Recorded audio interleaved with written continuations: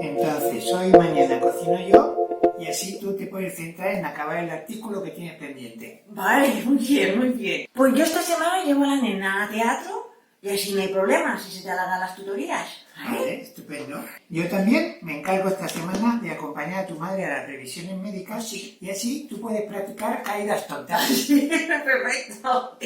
Uf, pues el viernes haré la clase de chistes online y espero a la gente de la revisión del gas y así no pasa nada porque tú tienes claustro. Sí, efectivamente. Bueno, y el fin de semana limpio yo la casa y así tú te puedes centrar en preparar la conferencia del lunes.